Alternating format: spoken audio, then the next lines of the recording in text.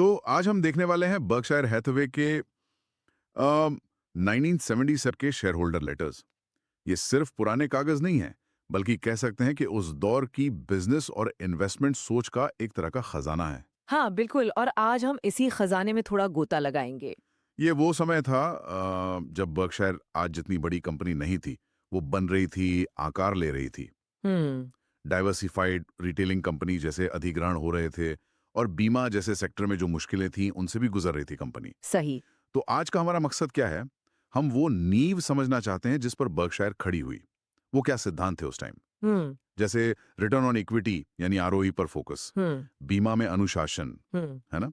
और लंबी अवधि का नजरिया रखना निवेश में। बिल्कुल। तो चलिए शुरू करते हैं इसको खोलना। हाँ, और ये जानना जरूरी है कि ये लेटर्स सिर्फ आंकड़े नहीं बताते हैं। ये वॉरेन बफेट की सोच, उनका फलसफा दिखाते हैं। सही हरा। और इसमें जो बातें हैं ना, वो आज भी उतनी ही काम की हैं।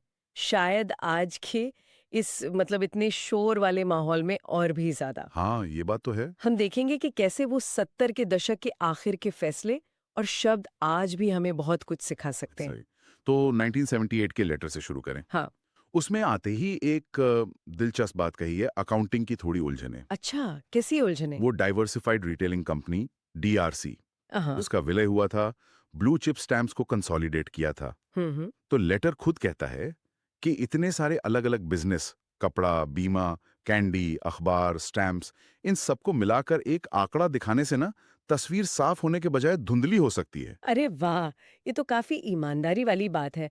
खुद ही मान रहे हैं कि कंसोलिडेटेड नंबर शायद पूरी कहानी ना बताएं। हाँ, और यहीं से वो बात आती है सेगमेंट एनालिसिस की। हर बिजनेस को अलग अलग देखो। बिल्कुल। मैनेजमेंट के लिए वो ऐसे मिले जुले आंकड़ों पर निर्भर नहीं रहते। ये बढ़िया है, पारदर्शिता है। हम्म, वो शेयर होल्डर्स को बता रहे हैं कि भाई पूरी पिक्चर के लिए टुकड़ों को समझना पड़ेगा। सही। तो प्रदर्शन कैसा रहा 1978 में? आंकड़े क्या कहते हैं? देखो, साल तो अच्छा था। ऑपरेटिंग कमाई जो थी वो शुरुआती इक्विटी पर करीब 19.4% थी। 19.4%। ये तो काफी सॉलिड लगता है। हाँ, बिल्कुल। लेकिन यहीं पर ना 1977 वाले लेटर की एक बहुत बहुत जरूरी सीख जुड़ती है। अच्छा, क्या थी वो? बफेट ने जोर दिया कि मैनेजमेंट का काम कैसा है, ये मापने का सही तरीका सिर्फ ईपीएस ग्रोथ देखना नहीं है। मतलब अर्निंग्स पर शेयर। हाँ, बल्कि ये देखना है कि शेयर होल्डर्स की इक्विटी पर रिटर्न कितना आ रहा है, आरओई। Return on equity. 1977 में भी आरओई करीब 19% था। तो लगातार इक्विटी पर अच्छा रिटर्न कमाना उनकी प्रायोरिटी थी, सिर्फ ईपीएस का आंकड़ा बढ़ाना नहीं। ये नजरिया ही अलग है। ज्यादातर लोग तो बस ईपीएस ग्रोथ के पीछे भागते हैं। सही कहा। और 1978 के लेटर में ये भी लिखा था कि पिछले 3 साल में पर शेयर इक्विटी लगभग डबल हो गई थी। हाँ, ये तो करीब 25% सालाना चक्रवृद्धि दर हुई। बिल्कुल शानदार ग्रोथ थी वो। ऑपरेटिंग कमाई और कुछ कैपिटल गेन्स दोनों से मिलाकर। पर कमाल की बात यह है, और ये मुझे बहुत दिलचस्प लगा, कि इतनी अच्छी ग्रोथ बताने के साथ ही उन्होंने चेतावनी भी दे दी हाँ, कि भाई, ये 25% की रफ्तार हमेशा नहीं चलने वाली। ये ही तो कह सकते हैं दूरदर्शिता है, रियलिज्म है। हम्म। खासकर उन्हें अंदाजा था कि 1979 में बीमा कारोबार का जो चक्र है वो नीचे जा सकता है, मुनाफा कम हो सकता है। अच्छा, क्यों? इंडस्ट्री में कंपटीशन बढ़ रहा था, प्रीमियम रेट शायद लागतों को पूरा न कर पाए। तो उन्होंने पहले ही कह दिया कि देखो, आरओई शायद गिरेगा। भले ही टोटल कमाई बढ़ जाए। हाँ, भले ही कंपनी बनी होने से कुल डॉलर मुनाफा बढ़ जाए।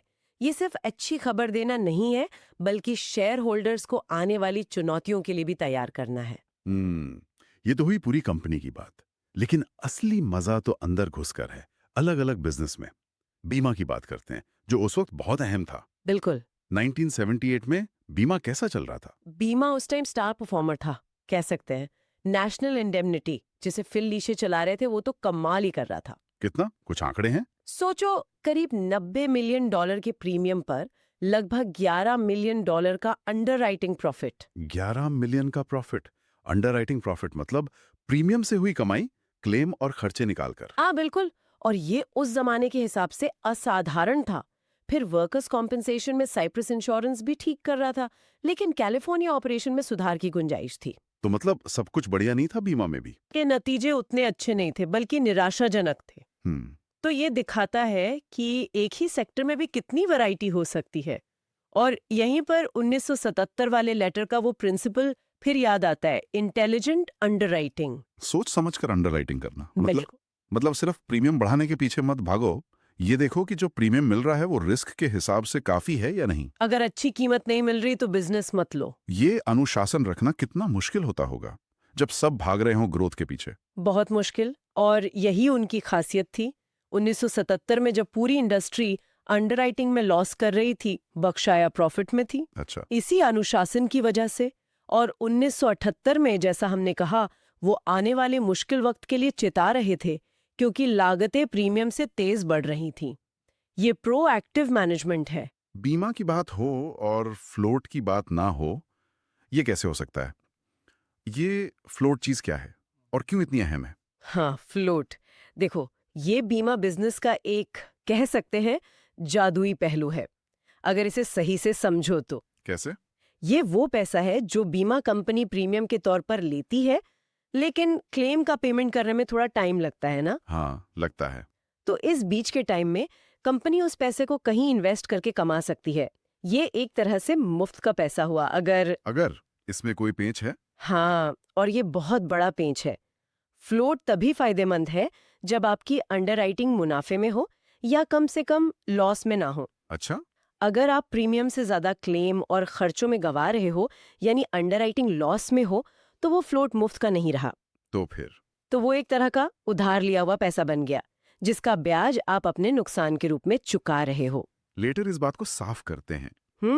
वो ये भी मानते हैं कि बीमा बिजनेस बढ़ाना, खासकर नया खड़ा करना, आसान नहीं है, पर अगर कर लिया तो रिवॉर्ड्स बहुत बड़े हो सकते हैं। हाँ।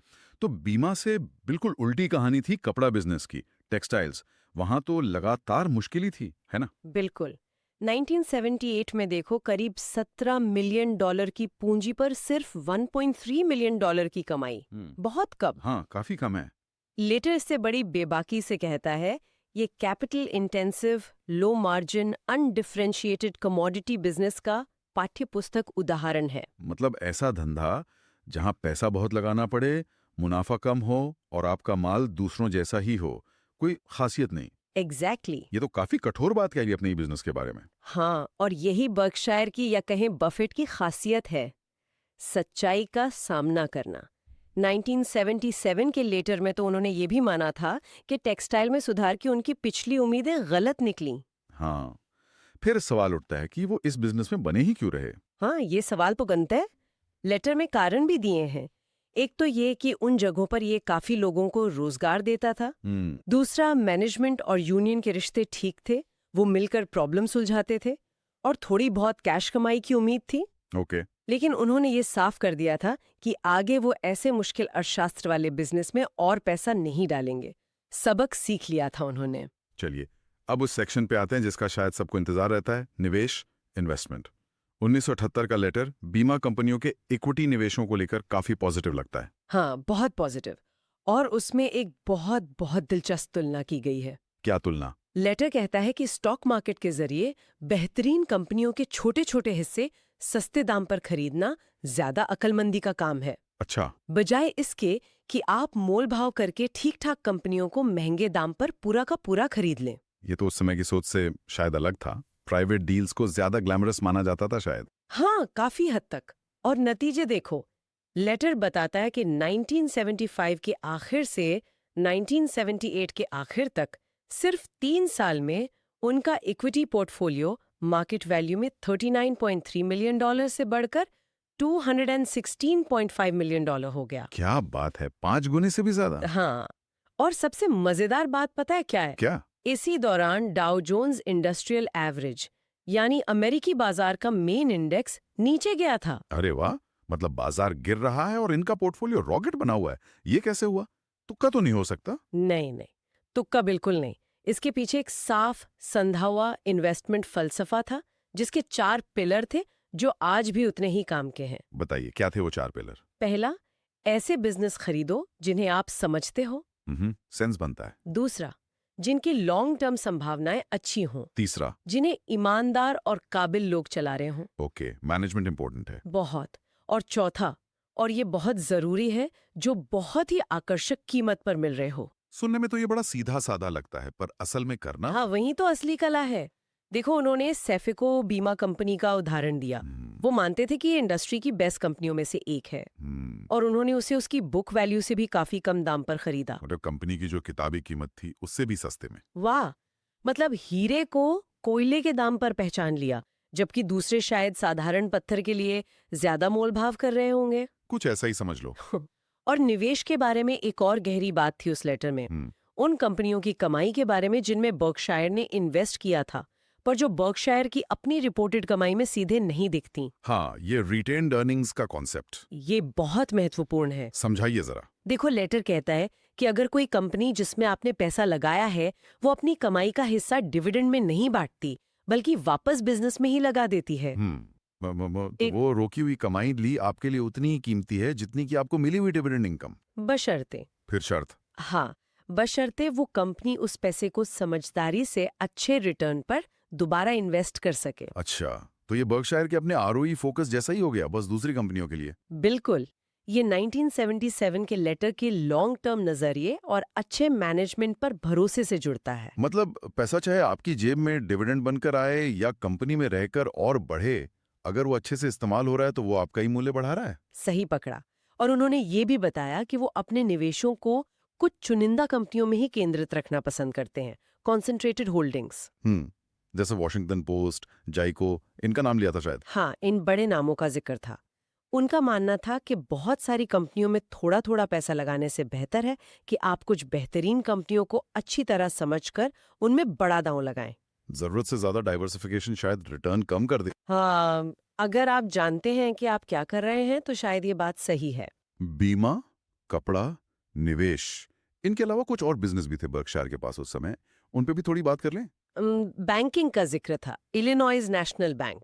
हाँ, और उसकी काफी तारीफ थी असाधारण मुनाफे के लिए, और इसका क्रेडिट दिया गया था जीन एबे को उनके शानदार कॉस्ट कंट्रोल के लिए। मतलब खर्चों पर कितनी सख्ती से लगाम रखी थी उन्होंने। ये फिर वही बात आ गई, मैनेजमेंट का कितना बड़ा रोल है। बिल्कुल। हालांकि ये भी बताया गया कि कानून की वजह से उन्हें 1980 तक ये बैंक बेचना पड़ेगा। अच्छा। और रिटेलिंग में एसोसिएटेड रिटेल स्टोर्स। हाँ, और उनके मैनेजर बेन रोजनर की कहानी बड़ी दिलचस्प है।